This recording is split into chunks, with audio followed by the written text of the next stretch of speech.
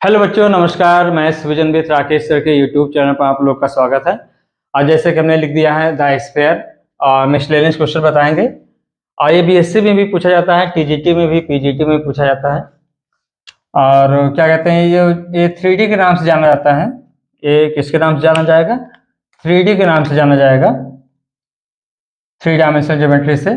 और हम एन शरण की बुक लिए हैं। अब एन शरण की बुक से हम आप लोग को पढ़ाएंगे, ठीक है ना। तो हम क्वेश्चन लिखेंगे नहीं, पढ़ देंगे। आप लोग पॉज करके आप लिख सकते हैं। एक बार हम पढ़ देंगे, उसके बाद हम क्वेश्चन शुरू करेंगे, ठीक है ना। तो इसमें काफी क्वेश्चन है। इसमें है, कितने क्वेश्चन है? लगभग विश्लेष में 17 क्वेश्चन है, ठीक है ना। तो ये सब आता है, जैसे इसमें का 14 क्वेश्चन जैसी मेंस में आया था, है ना। तो कोई बात नहीं, चलिए हम शुरू करते हैं अपने क्वेश्चन पर। क्वेश्चन नंबर 1, ठीक है ना। क्वेश्चन नंबर 1 बात करते हैं यहाँ का। क्वेश्चन नंबर 1 क्या कह रहा है, पहले एक बार पढ़ देते हैं, फिर उसके बाद हम समझाते हैं, फिर थोड़ा सा लिखेंगे और प्रूव कर देंगे। कह रहा a plane passes through a fix point A B C. एक प्लेन है जो किसी फिक्स पॉइंट एबीसी से क्या हो रहा है, पास हो रहा है। And cut the axis in capital A, capital B, capital C, so that the locus of the centre of the sphere O A B C is A by x plus B by y plus C by z equal two. तो पहले हम question समझा दे रहे हैं, फिर उसके बाद हम आपको बताते हैं कैसे करना है, ठीक है ना। चलो, क्वेश्चन ये कह रहा है कि भाई एक प्लेन है जो, पहले बना देते हैं एक्स एक्सिस वाई एक्सिस, इसको मान लेते हैं एक्स एक्सिस है। पहले समझा देते हैं एक बार, फिर इसके बाद एक डायग्राम और बना देंगे, हाँ, है ना। तो ये है, मान लीजिए पॉइंट क्या है, ओ है। एक प्लेन है जो एक्स एक्सिस को मान लीजिए ए पर कट कर रहा है, और बी पर मान लेते हैं सी, वाई एक्सिस पर बी, और जेड एक्सिस पर सी। तो एक प्लेन बना लिया, है ना। आप समझ पा रहे होंगे, है ना। ये हो गया। अब यहाँ देखिए, एक इन चारों को कह रहा है कि locus of centre of sphere O A B C. Sphere, थोड़ा समझिए बात को, ओ A B C, O A B सी, है ना। ये अब आप लोग कहोगे कि अरे सर ओ से नहीं पास हो रहा है, भाई 3 डायमेंशन है, ओ मान लीजिए कहीं पर वो है, चारों पॉइंट से होके जा रहा है। देखिए, अब हम जानते भी है ना, देखिए हम इतना जानते हैं कि 4 पॉइंट से केवल और केवल एक ही स्फीयर पास होता है। क्यों? क्योंकि स्फीयर का इक्वेशन क्या होता है, x square plus y square plus z square plus 2u x plus 2v y plus 2w Z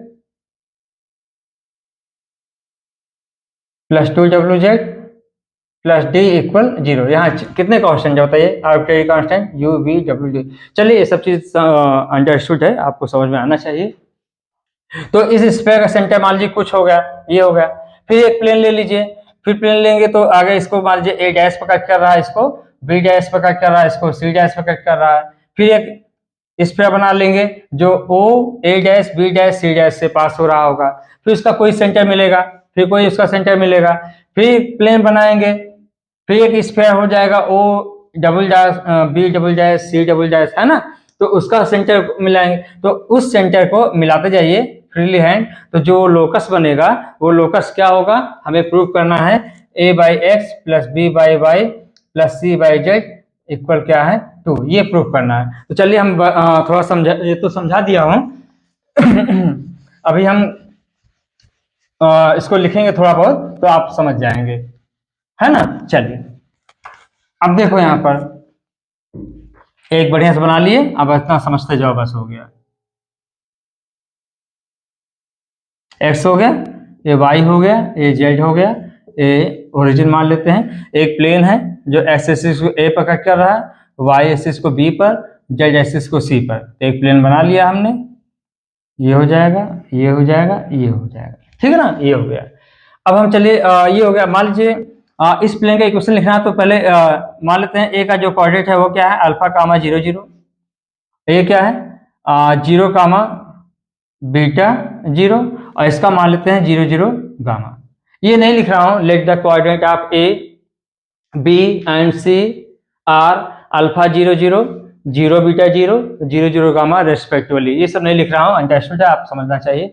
अब इस प्लेन का इक्वेशन क्या हो जाएगा, आप बताएंगे। इस प्लेन का इक्वेशन क्या होगा, equation of plane A B C, इस क्या हो जाएगा, एक्स बाई अल्फा ये सब पता होगा, y by beta plus z by gamma equal 1, ये सब लोग जानते हैं। अब ये प्लेन किससे पास हो रहा है, क्वेश्चन में कहा है कि पॉइंट किससे पास हो रहा है, मान लेते हैं वो पॉइंट ले लेते हैं एम, ए बी सी से पास हो रहा है। तो सिंस दिस प्लेन, क्या लिखेंगे, this plane passes through the point, passes through the point, बताइए किससे, ए कामा बी कामा सी। तो इसका मतलब क्या हुआ, ये पॉइंट इस प्लेन को क्या करेगी, सेटिस्फाइड करेगी। तो आप रख देंगे यहाँ पर, तो क्या करेंगे, एक्स की जगह पर ए बाई अल्फा, वाई की जगह पर बी बाई बीटा, और जेड की जगह पर सी बाई गामा इक्वल 1। इतना आप लोग को समझ में आ रहा होगा, मुझे पूरा विश्वास है, ठीक है ना। अब आइए, अब हम स्फीयर का इक्वेशन निकालते हैं जो किससे पास हो रहा हो, ओ ए बी सी से। तो आपको फार्मूला पता होगा, ये फार्मूला पता होना चाहिए भाई, सबको पता होना चाहिए। तो equation of sphere, equation of sphere O A B C, यानी कि उस स्फीयर का इक्वेशन बताना है जो ओ यानी कि ओरिजिन, ओ क्या होता है, ओरिजिन, ये पहली एक्सरसाइज का है ना, पहली एक्सरसाइज का सेकंड या थर्ड क्वेश्चन है ये। तो इक्वेशन ऑफ स्फीयर ओ यानी कि ओ से पास हो रहा है, ए यानी कि अल्फा 0 0 से पास हो रहा है, बी 0 बीटा 0 से पास हो रहा है, सी 0 0 गामा से पास हो रहा है। तो equation of sphere O A B C क्या होगा बताओगे, याद है किसी को formula, x square plus y square plus z square minus alpha x minus beta y minus gamma z equal 0, ये होता है, आपको पता होना चाहिए, है ना। तो इसका सेंटर क्या हो जाएगा, मैं डायरेक्ट लिख रहा हूं, और सेंटर आप किससे कंपेयर करते हैं, एक्स स्क्वायर, है ना, किससे, y square plus z square plus 2u(x) plus 2vy plus 2w(z) plus D equal 0। आप इससे कंपेयर करेंगे तो यहाँ 2u की वैल्यू क्या है, माइनस अल्फा, तो u की वैल्यू क्या आएगी, माइनस अल्फा बाई 2। तो सेंटर क्या होता है इसका, इसका सेंटर क्या होता है, याद होगा, माइनस यू माइनस वी और माइनस डब्ल्यू होता है। तो इसका सेंटर क्या होगा, मैं डायरेक्ट लिख दे रहा हूँ, अल्फा बाई 2 आएगा, और इसका बीटा बाई 2 आएगा, और गामा बाई 2 आएगा, है ना। अगर रेडियस लिखना हो तो रेडियस भी लिख लीजिए, रेडियस लिखने की जरूरत नहीं है फिलहाल, हाँ, अगर लिखना चाहो तो लिख सकते हैं, ठीक है ना। ये हो गया। अब आइए आगे बात करते हैं, ये हो गया। अब हमें क्या निकालना है, स्फीयर के सेंटर का लोकस निकालना है। तो स्फीयर सेंटर, तो लेट क्या लिख देंगे, लेट सेंटर ऑफ स्फीयर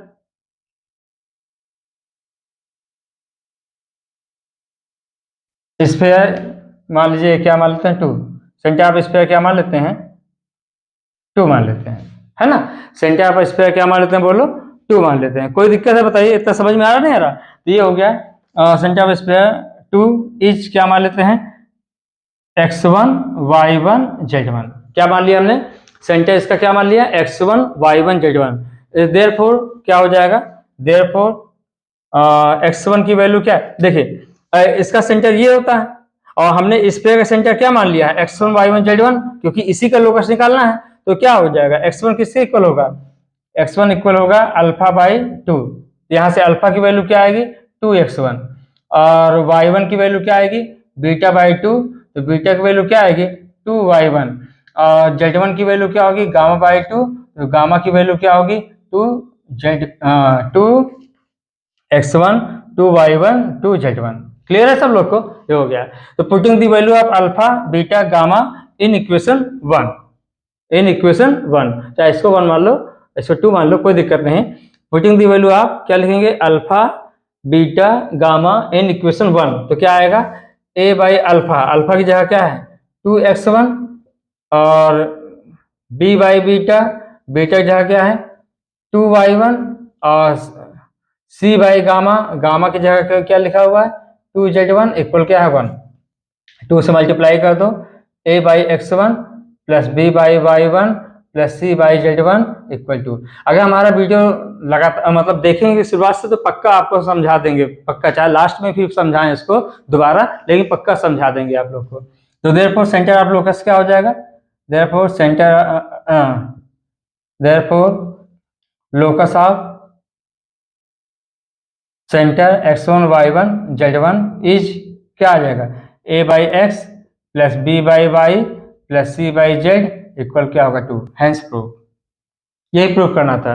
तो यहाँ ये दिया था कि कोई एक प्लेन है जो x axis, y axis, z axis को capital A, capital B, capital C पर कट कर रहा था और फिर किसी fix point A B C से पास हो रहा था। तो हमने क्या किया, ए और बी और सी का हमने कोऑर्डिनेट मान लिया, तो प्लेन ए बी सी का इक्वेशन हमने लिख दिया। और ये प्लेन किससे पास हो रहा था, किसी fix point A B C से पास हो रहा था, तो सेटिस्फाइड करेगा।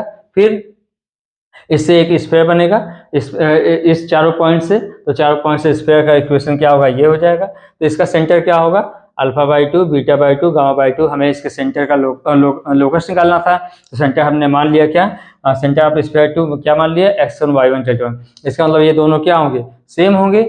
ये दोनों क्या हैं, सेम होंगे। तो कंपेयर कर लिया, कंपेयर करने के बाद अल्फा बीटा गामा की वैल्यू उठा करके इसमें इक्वेशन नंबर 1 में पुट कर दिया। और फिर उसका लोकस यानी लोकस समझते ना, x1 की जगह क्या लिख देते हैं x, y1 की जगह y, z1 की जगह z। तो a by x plus b by y plus c by z equal two ये हो जाएगा। अब आइए बात करते हैं क्वेश्चन नंबर 2 पर। यहाँ तक समझ में आ रहा नहीं आ रहा सबको, चलिए आगे बात करते हैं।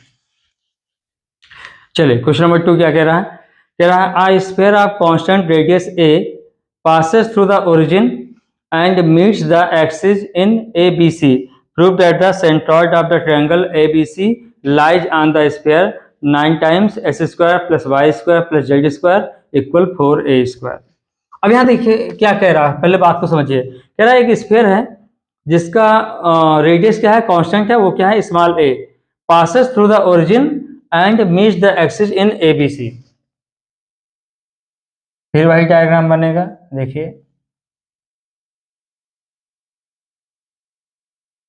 है ना, ये हो गया। एक्सिस कहाँ मीट कर रहा है, ए पर, वाई एक्सिस को बी पर, और जेड एक्सिस का सी पर मीट कर रहा है। एक स्फीयर है जो किससे पास हो रहा है, ये 3D है ना, ये 2 डायमेंशन में लिख रहे हैं। और 3 डायमेंशन तो अगर कहें स्फीयर बनाना हो तो भाई देखिए ऐसे लग रहा है कि 3 पॉइंट से पास हो रहा है, 3 नहीं है, ये 4 पॉइंट से पास हो रहा है। ठीक है ना, ये बात को समझ में आना चाहिए आप लोगों को। कह रहा है कि इसका रेडियस क्या है, बोलो, कांस्टेंट है, वो भी स्मॉल ए है, और x axis, y axis, z axis को ए बी सी पे कट कर रहा है। तो कह रहा है कि prove that the centroid of the triangle A B C, A B C इसको मिला दो,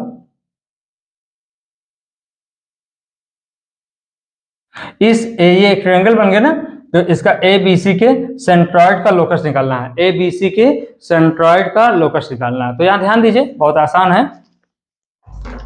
तो पहले फिर मान लेंगे ए का कोऑर्डिनेट क्या मान ले, बोलो, अल्फा कामा 0 0 मान लेते हैं, बी का 0 कामा बीटा 0 मान लेते हैं, सी का क्या मान लेते हैं, 0 0 गामा मान लेते हैं, और ओरिजिन का क्या मान लिए, ओरिजिन 0 0 0। इसकी रेडियस क्या है, ए दिया हुआ, स्मॉल ए दिया हुआ है। ठीक है ना। तो पहले ये बताइए कि इस स्फीयर का लोकस क्या, और इस स्फीयर का इक्वेशन क्या होगा। Equation of sphere, equation of sphere passes to the point O A B C is sphere O A B C is क्या हो जाएगा, s square plus y square plus z square minus alpha x minus beta y और minus gamma z equal 0। ये होता है, ये आपको समझ में आना चाहिए कि चारों पॉइंट से अब कैसे मिलता है। आप स्फीयर का इक्वेशन निकालेंगे, स्फीयर का इक्वेशन क्या होता है, x square plus y square plus z square plus 2ux plus 2vy plus 2wz प्लस d इक्वल 0। अल्फा 0 0 सेटिस्फाइड करा दीजिए, हाँ, तो u की वैल्यू आ जाएगी, और 0 बीटा 0 सेटिस्फाइड कराएंगे तो v की वैल्यू आ जाएगी, और 0 0 गामा से करेंगे तो w की वैल्यू आ जाएगी, और जब ओरिजिन से पास कराओगे तो d की वैल्यू 0 हो जाएगी। तो चारों को उठा करके इक्वेशन में रख देंगे तो यही बन जाएगा। इसका फार्मूला याद होना चाहिए, ठीक है ना। अच्छा, अब इसका सेंटर क्या होगा, देयरफॉर इट्स सेंटर क्या होगा, इट्स सेंटर बताइए क्या आएगा, अल्फा बाई 2, बीटा बाई 2 और गामा बाई 2 आएगा। एंड रेडियस क्या होगा, and its radius of sphere, radius of sphere क्या हो जाएगा बताओगे, under root alpha square by 4 plus beta square by 4 plus gamma square by 4। कैसे हुआ पता ना, फार्मूला क्या होता है, under root u square plus v square plus डब्ल्यू स्क्वायर माइनस डी। तो यहाँ आप समझ में आ रहा होगा, है ना, ये आएगा माइनस डी करेंगे तो 0 हो जाएगा। और इक्वल क्या दिया हुआ भाई, रेडियस दिया है ए, ये गिवन है, हम नहीं कह रहे हैं, बुक में दिया हुआ है। रेडियस क्या है, ए दिया हुआ है। और इसको स्क्वायर कर दो अगर चाहो तो क्या आएगा, alpha square by 4 plus beta square by 4 plus gamma square by 4 equal क्या होगा, ए स्क्वायर। और थोड़ा सा और लिख देते हैं एक line, alpha square plus beta square plus gamma square equal क्या होगा, 4a स्क्वायर। इतना आप लोग को समझ में आ रहा नहीं आ रहा बताइए, ठीक है ना, ये हो गया। अब हमें क्या निकालना बताओगे, जो ट्रायंगल क्या है, ट्रायंगल ABC के सेंट्रॉइड का लोकस निकालना है। तो लेट हम क्या मान लेते हैं, late x1, y1, z1 be the centroid of triangle ABC। ये हो गया ना, ये मान लिया। देयरफॉर अब आप लोग पढ़े होंगे, अगर इसका x1, y1, z1 हो, इसका x2, y2, z2 हो, इसका x3, y3, z3 हो, तो इसके सेंट्रॉइड का लोकस, सेंट्रॉइड का फार्मूला क्या होता है, आप लोग पढ़े होंगे, x1 plus x2 plus x3 अपान 3, y1 plus y2 plus y3 अपान 3, z1 plus z2 plus z3 अपान 3 सेंट्रॉइड का ये फार्मूला होता है। ये आपको पता होना चाहिए, अगर ABC के वर्टिसेस पता हो तो आपको ये आना चाहिए, सेंट्रॉइड का फार्मूला होता है 3 डायमेंशन में। अब यहाँ देखिए तो क्या होगा, तो यहाँ से x1 की वैल्यू क्या आएगी बताओगे, अल्फा प्लस 0 बाई 3 हो जाएगा, है ना, ये हो गया। तो यहाँ से क्या बनेगा, ये अल्फा की वैल्यू क्या आएगी, 3x1, है ना, अल्फा की वैल्यू क्या आएगा भाई, अल्फा बाई 3 आएगा और 3x1 हो जाएगा। और y1 की वैल्यू क्या आएगी बताओ, 0 प्लस बीटा प्लस 0 अपान 3, तो ये क्या आएगा, बीटा की वैल्यू क्या आएगा, 3y1 आएगा। सिमिलरली आप निकालेंगे z1, तो 0 प्लस गामा बाई 3, तो गामा की वैल्यू क्या आ जाएगी, मैं डायरेक्ट लिख रहा हूँ, और ये आएगा गामा इक्वल 3z1। यहाँ तक समझ में आ रहा होगा, है ना, ये सब आ रहा होगा। अब फिर क्या करेंगे, putting the value of alpha beta gamma in equation 1, putting the value of alpha beta gamma in equation 1 we have, क्या हो जाएगा यहाँ पर, और 9 times x1 square, 9 times y1 square और 9 टाइम्स z1 स्क्वायर इक्वल क्या हो जाएगा, 4 स्क्वायर, है ना। तो हेंस आप लिख सकते हैं क्या, locus of x1, y1, z1 is क्या हो जाएगा, 9 टाइम्स x1 की जगह पर x लिख देंगे, x स्क्वायर, y1 की जगह पर y और z1 की जगह पर z, तो 9 times x square plus y square plus z square equal क्या हो जाएगा, 4a स्क्वायर। ये प्रूव करना था, यही क्या करना था, बोलो, प्रूव करना था। क्या सभी बच्चों को समझ में आ रहा है भाई, यहाँ तक कोई प्रॉब्लम है किसी को, ठीक है ना, इसको नोट कर लीजिए, फिर आगे बात करते हैं। देखिए क्वेश्चन नंबर 2 जो है सेम क्वेश्चन नंबर 3 भी है, एंड सेम क्वेश्चन नंबर क्या है, 3, 2 और 3 दोनों सेम है। तो मैं इसको डायरेक्ट लिखने जा रहा हूँ, बस ये लिख लीजिए, फिर डायरेक्ट मैं क्वेश्चन नंबर 4 कर रहा हूँ, सॉरी 3 कर रहा हूँ, ठीक है ना। आइए आगे बात करते हैं। देखिए ये जो क्वेश्चन नंबर 2 है वो क्वेश्चन नंबर 3 ही है, एक प्रकार से थोड़ा सा चेंज किया गया है, वो मैं समझा दे रहा हूँ। पहली बात एक बार क्वेश्चन नंबर 3 हम पढ़ दे रहे हैं, फिर इसके बाद इसी पर हम इसको बताते हैं। तो क्वेश्चन नंबर 3 कह रहा है, a sphere of constant radius 2a passes through the origin O and meets the axis in capital A, capital B, capital C, so that the locus of the centroid of the tetrahedron OABC is the sphere s square plus y square plus z square equal a square। तो एक कह रहा है कि sphere है जिसका constant radius क्या दिया हुआ है, बोलो 2a दिया हुआ है, रेडियस क्या है 2a, वो क्या है, कांस्टेंट है। हमें अब की बार बताना है क्या, इसका जो सेंट्रॉइड किसका, ट्रायंगल एबीसी का नहीं, अब की बार क्या करें, ओ ए बी सी, टेट्राहेड्रन समझते हैं जैसे प्रिज्म होता है ना, एक पॉइंट यहाँ ए ले लीजिए, यहाँ बी ले लीजिए, यहाँ सी ले लीजिए, यहाँ ओ ले लो और मिला दो इसको, ये और फिर इसके बाद ये बन गया, नहीं बन गया, एक प्रिज्म टाइप का होता है ना, टेट्राहेड्रन उसकी बात कर रहा है।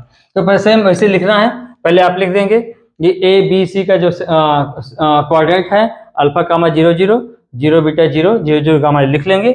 उसके बाद फिर इस पे का इक्वेशन लिख लेना, सेम ऐसे ही छापना आप, equation of square O A B C ये लिख दिए, और इसका सेंटर ये हो जाएगा, रेडियस ऑफ स्फीयर ये, और यहाँ पर क्या दिया है 2a दिया हुआ है, अब की बार यहाँ क्या लिख देंगे 2a। फिर इसके बाद स्क्वायर कर देंगे, जब स्क्वायर करेंगे तो ये आ जाएगा 4a स्क्वायर, है ना, और जब भी इसको सॉल्व करेंगे तो ये आ जाएगा 16a स्क्वायर। यहाँ तक समझ में आना चाहिए सब लोगों को, ये हो गया। फिर उसके बाद क्या लिखेंगे, let x1 y1 z1 be the centroid of the tetrahedron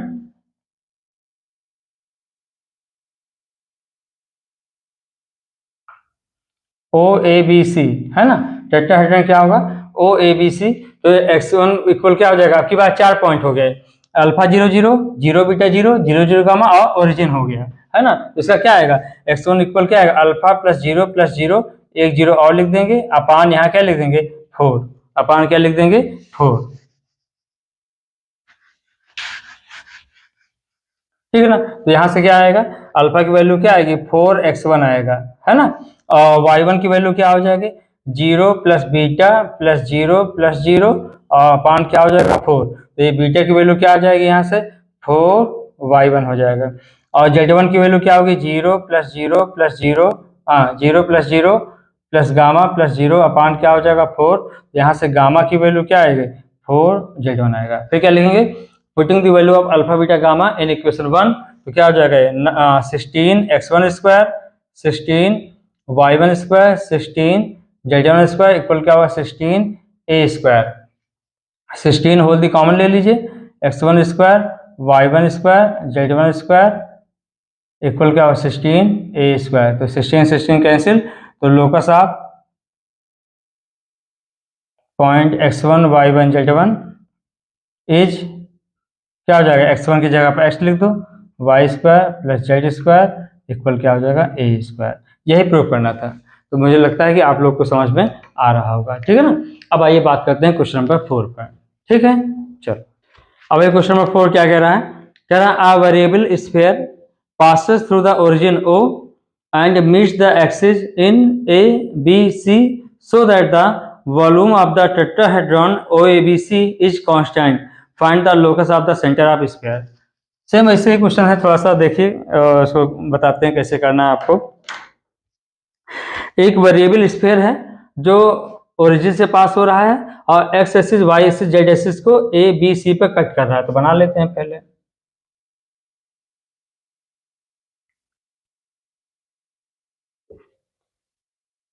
ठीक है ना। एक्स एक्सिस को मान लीजिए कहाँ कट कर रहा है ए, और वाई एक्सिस को मान लेते हैं बी, और जेड एक्सिस को सी, और ये क्या है ओरिजिन, ये हो गया, ठीक है ना। तो स्फीयर है,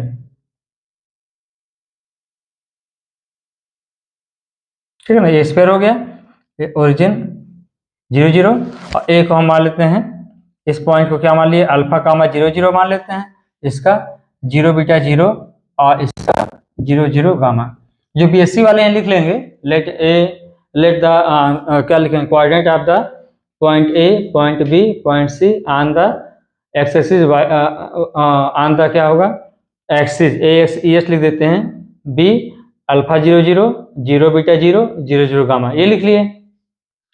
अब कह रहा है पहली बात तो इतना लिख लिए, अब हमें पहले स्फीयर का इक्वेशन बताना है। पहले स्फीयर का इक्वेशन बताइए, तभी तो हमको निकालना है, क्या निकालना है, find the locus of the centre of the sphere. और यहाँ क्या है गिवन क्या है, गिवन है volume of the tetrahedron OABC is constant, ठीक है ना। अच्छा OABC मिलाना चाहो तो आप मिला सकते हैं इसे, OABC है ना, ये O है, ये A, ये B, ये C, मिला दीजिए इससे ऐसे, और ये मिल गया ना प्रिज्म टाइप का। तो स्फीयर का इक्वेशन क्या होता है, चारों क्वेश्चन का स्फीयर का इक्वेशन ये लिखना पड़ा है चारों क्वेश्चन में। तो इक्वेशन ऑफ स्फीयर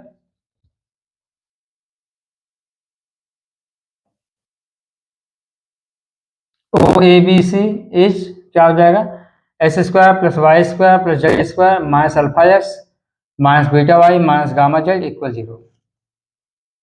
तो देयरफॉर इट्स सेंटर क्या हो जाएगा, इट्स सेंटर क्या हो जाएगा alpha by 2 beta by 2 gamma by 2, ये सबको पता होगा, है ना। इतना हो गया, इतना क्लियर है। अब यहाँ क्या गिवन है it is given that volume of tetrahedron equal क्या दिया है, कांस्टेंट। क्या दिया है, कांस्टेंट। हम कांस्टेंट को क्या मान लेते हैं, के। मान लो, मानने में क्या लगता है ना, ये मान लिए। अब वॉल्यूम ऑफ टेट्राहेड्रन क्या होता है जानते हो, याद है, 1/6 ABC होता है, ब्रैकेट ABC। ABC यानी कि OA, OB और OC। OA vector, OB vector, OC vector, है ना, ये होगा।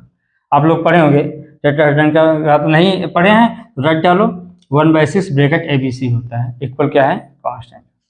तो अब इसको सॉल्व कर लीजिए, 1/6 इसका डिटरमिनेंट लीजिए, ये क्या होता है, ABC यानी कि अल्फा 0 0, B 0, बीटा 0 0 0 गामा। ये समझ में आता नहीं आता, ब्रैकेट ABC निकालना होता ना। अगर वेक्टर A दिया हो A1i plus A2j plus A3k, और वेक्टर B दिया हो B1i plus B2j plus B3k, और वेक्टर C दिया हो C1i plus C2j plus C3k, तो A1 B1 C1, A2 B2 C2, A3 B3 C3, तो वही चीज है, वही vector alpha i plus 0j plus 0k, तो यानी कि इतना हो गया, इक्वल क्या है, k। अब इसका डिटरमिनेंट ले लीजिए, तो क्या आएगा, 1/6 अल्फा बीटा गामा इक्वल क्या होगा, k। तो अल्फा बीटा गामा की वैल्यू क्या आ जाएगी यहाँ पर, 6k, है ना, इक्वेशन 1 मान लो। अब क्या निकालना, हमें निकालना locus of the centre of the sphere. तो क्या मान लेंगे, लेट, पता नहीं यहाँ दिख रहा होगा नहीं दिख रहा होगा, यहाँ पर तो दिख रहा है कि नहीं, चलिए तो क्या मान लेते हैं, लेट, यही लिख देते हैं, यहाँ दिख रहा होगा, let x1 y1 z1 be the centre of sphere, centre of sphere मान लिए, ठीक है ना, तो ये हो जाएगा। इसका मतलब स्फीयर 1 लिख देते हैं, ये क्या होगा, और इसका सेंटर ये होता है, और इसका सेंटर हमने ये मान लिया, तो x1 की वैल्यू क्या आएगी, x1 की वैल्यू आएगी अल्फा/2, है ना, तो अल्फा की वैल्यू क्या आएगी, 2x1, और y1 की वैल्यू क्या होगी, बीटा/2, तो बीटा, और बीटा की वैल्यू क्या होगी, 2y1, और z1 इक्वल क्या होगा, गामा/2, तो गामा की वैल्यू क्या होगी, 2z1 हो जाएगा। तो putting the value of alpha beta gamma in equation 2 मान लेते हैं इसको, इन इक्वेशन 2, तो क्या हो जाएगा, तो चाहे तो चलिए कोई बात नहीं है, तो लिख लीजिए क्या आएगा, अल्फा की वैल्यू क्या है, 2x1 रख दिए, into 2y1 into 2z1 equal क्या होगा,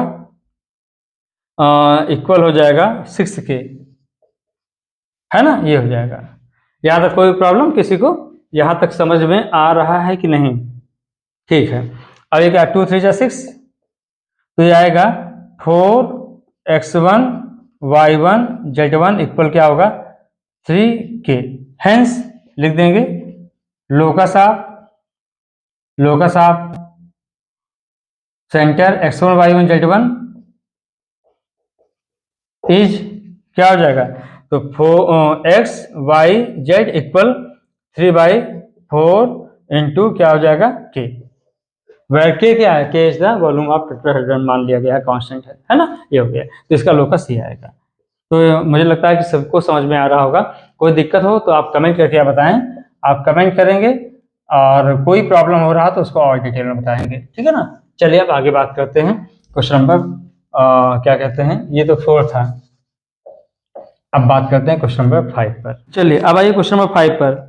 आ plane passes through a fix point ABC, एक प्लेन है जो फिक्स पॉइंट ABC से क्या कर रहा है, पास हो रहा है, सो that the locus of the foot of perpendicular on it from the origin is a sphere, find the centre and radius of this sphere. अच्छा क्वेश्चन है, बहुत बढ़िया क्वेश्चन है, क्वेश्चन नंबर 5। तो पहले यहां ध्यान दीजिए, तो मान लेते हैं, आप पहले बना लीजिए एक्स एक्सिस, वाई एक्सिस और जेड एक्सिस बना लिए, एक प्लेन ले लेते हैं, ये हो गया, ठीक है ना, ये क्लियर है। अब यहाँ एक प्लेन किससे पास हो रहा है, पॉइंट, फिक्स पॉइंट ABC से पास हो रहा है। अब कह रहा है इस ओरिजिन से इस पर फुट ऑफ परपेंडिकुलर M, ये पॉइंट मिल गया। फिर एक प्लेन ले लीजिए, पॉइंट ए बी सी से पास कराओ, फिर यहाँ से इस पर क्या करेंगे, foot of perpendicular from origin to the plane, तो फिर मिल जाएगा वो पॉइंट। तो ऐसे सारे पॉइंट का लोकस क्या होगा, एक स्फीयर होगा, हमें प्रूफ करना है। तो चलिए स्टार्ट करते हैं। तो foot of perpendicular from origin to the plane क्या मान लेते हैं, x1 y1 z1। अभी क्वेश्चन लगाएंगे तो समझ में आएगा, परेशान ना हो, ठीक है ना। चलिए स्टार्ट करते हैं। पहले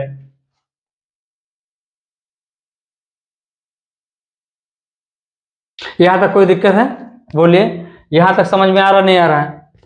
यहां तक आ गया। अब चलिए शुरू करते हैं क्वेश्चन पर, ठीक है ना। ये हो गया। अब बताइए, पहले इस प्लेन का इक्वेशन निकालना होगा, तो कैसे निकालेंगे? तो इस प्लेन का इक्वेशन निकालना हो तो आप लोग जानते होंगे, किसी पॉइंट से पास होने वाले प्लेन का इक्वेशन क्या होता है, आप लोग को पता होगा, r minus A dot N equal zero. किसी पॉइंट से पास होने वाले प्लेन का इक्वेशन क्या होता है, r minus A dot N equal zero. तो पहले प्लेन का इक्वेशन निकाला जाए, तो इसका नॉर्मल एन वेक्टर हम मान लेते हैं, ये है।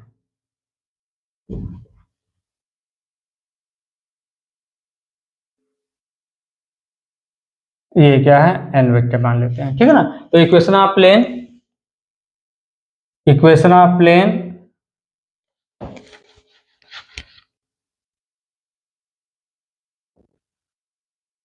Plane passes through the point, passes through the point a b c is, लिख देते हैं डायरेक्ट, r माइनस ए पहले फार्मूला लिख देते हैं, डॉट एन इक्वल जीरो, ठीक है ना। तो r और पॉइंट ए क्या है, ए आई प्लस बी जे प्लस सी के। तो r माइनस ए आई प्लस बी जे प्लस सी के, ये अंतर डिफरेंस है, ये पॉइंट है। बात समझ पा रहे हैं ना आप लोग? तो ये पॉइंट ए वेक्टर क्या है यहाँ पर, ए आई प्लस बी, अरे कुछ भी मान लो यार, ए वन मान लो, हाँ सी वन मान लो, कुछ भी मान लीजिए। तो ए वन वेक्टर क्या है, पॉइंट ए आई क्या है, ए आई प्लस बी जे प्लस सी के, ये हो गया। और इस एन के नॉर्मल का जो नॉर्मल का डायरेक्शन रेशियो हम मान लेते हैं, L I plus M J plus N K equal zero. Direction ratio हमने 11 मान लिया, मत सोचो कि डायरेक्शन कोसाइन है ना। जरूरी नहीं कि जब तक कहा ना जाए या तीनों के स्क्वायर का सम 1 ना हो जाए तब तक हम ऐसा नहीं कहेंगे कि डायरेक्शन कोसाइन है। बस हमने क्या कह दिया, ये डायरेक्शन रेशियो है, ठीक है ना। ये हो गया। तो इसको सॉल्व करिए, आर ये हो जाएगा, ये आर की जगह क्या लिखते हैं, एक्स आई प्लस वाई जे प्लस जेड के। तो क्या आएगा, एक्स माइनस ए आई, वाई माइनस बी, जे जेड माइनस सी के डॉट एल आई, डॉट लिख सकते थे लेकिन हम सोच रहा हूँ लिख ही देते हैं, ये हो जाएगा। यहाँ से क्या आ जाएगा बताओगे, यहाँ से आ जाएगा x minus a into l, y minus b into m और z minus c into n equal क्या होगा, जीरो। ये हो गया प्लेन का इक्वेशन। तो इस प्लेन के नॉर्मल का डायरेक्शन रेशियो क्या है, एल कामा एम कामा एन। यहाँ तक तो समझ में आ रहा होगा, ठीक है ना। अब मान लेते हैं, अब क्या कह रहा है, हमें इसका लोकस निकालना है। तो पहले लिख देते हैं, late m x1 y1 z1 be the foot of perpendicular from origin to the plane, ये मान लिए, ये हमने क्या मान लिया, लोकस हो गया। अब थोड़ा ध्यान दीजिएगा, OM क्या है, इस प्लेन पर क्या है, परपेंडिकुलर है, और n वेक्टर नॉर्मल है प्लेन पर, यानी कि ये दोनों वेक्टर आपस में क्या है, पैरेलल है। तो इसका मतलब लिख सकते हैं clearly n vector is parallel to OM vector. भाई n भी नॉर्मल है और OM भी नॉर्मल है, क्योंकि ये क्या है, फुट ऑफ परपेंडिकुलर, इसका मतलब ये पैरेलल हो गया। तो n को क्या लिख सकते हैं, this implies that n equal लिख सकते हैं, अगर कोई दो वेक्टर आपस में पैरेलल तो n इक्वल से k टाइम्स OM वेक्टर लिख सकते हैं, है ना। ये हो गया। तो n क्या है बोलो, L I plus M J plus N K, और के OM क्या है, OM तो O यहाँ क्या है, ओरिजिन है। तो दो पॉइंट को ज्वाइन करने वाली लाइन का डायरेक्शन रेशियो क्या हो जाएगा, x1 minus zero, y1 minus zero, z1 minus zero, यानी कि क्या होगा, x1 y1 z1 होगा। तो x1 i, y1 j, z1 k, ठीक है ना। ये हो गया। अब इसको कंपेयर कर लीजिए, एल की वैल्यू क्या होगी kx1, m की वैल्यू क्या होगी ky1 और n की वैल्यू क्या होगी kz1। ये हो गया, ठीक है ना। अब हम क्या करेंगे, एल एम एन उठा के वैल्यू यहाँ पुट कर दीजिए 1 में। तो putting the value of L, M and N in equation 1. In equation 1 we have, यहाँ दिख रहा होगा नहीं दिख रहा यार, देख लीजिए, देखते हैं। अच्छा, एक लाइन और लिख देते हैं, x माइनस ए, एल की वैल्यू क्या है kx1 और y minus beta ky1 z minus c z minus a, कहाँ गलत हो रहा है, क्या ए बी है, ये क्या है बी है, अपने आप सही हो जाएगा वो। z माइनस सी के z1 इक्वल क्या है 0, के होल दी कॉमन 0 हो जाएगा, इसको हटा देते हैं, ठीक है ना। यहां तक समझ में आ रहा होगा। Hence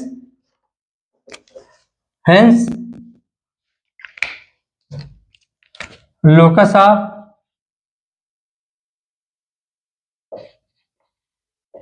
x1 comma y1 comma z1 is, क्या हो जाएगा, x1 की जगह क्या लिख देंगे x, y1 की जगह y, z1 की जगह z। तो क्या होगा x into x minus a, y into y minus b, z into z minus c equal 0। तो ये क्या हो जाएगा x square plus y square plus z square minus a x minus b y minus c z equal 0। देखो which represent, बोलो which represent sphere, sphere नहीं हो whose centre, या देयरफॉर इट्स सेंटर क्या हो जाएगा, इट्स सेंटर क्या हो जाएगा a/2 comma b/2 comma c/2 and radius क्या हो जाएगा under root a²/4 plus b²/4 plus c²/4। ठीक है ना, ये हो गया। ठीक है, पहले ये हो गया। तो इसका क्वेश्चन नंबर 5 तक बताया गया है। चाहे तो और क्वेश्चन बताएंगे, इसलिए हमने इतना ही वीडियो बना रहे हैं। आप लोग हमें बताइए कि समझ में आ रहा नहीं आ रहा। अगर समझ में आ रहा तो इसके जस्ट कल हम कोशिश करेंगे पूरा क्वेश्चन कंप्लीट कर देंगे। यानी कि कितने क्वेश्चन है, 17 क्वेश्चन है। आपको 12 क्वेश्चन कल ही बता देंगे, लेकिन आज हमको कमेंट करके आप लोग बताएंगे हाँ सर समझ में आ रहा है, आप इसको कंटिन्यू करिए, इसको कंप्लीट कर दीजिए। ठीक है ना, तो आप लोग हमको कमेंट करके बताएंगे कि ये समझ में आ रहा नहीं आ रहा। अगर समझ में आ रहा तो कल हम इसको ऐसे कंटिन्यू, जो 12 क्वेश्चन और हैं इसके, वो बढ़िया क्वेश्चन वो हम कल प्रूव करा देंगे। कल पक्का 100% पूरा कंप्लीट कराएंगे। ठीक है ना, चलिए आप लोग शेयर कर दीजिए इसको और लाइक करिए और कमेंट करके आप लोग बताएंगे ही। मिलते हैं नेक्स्ट वीडियो में। Thank you so much.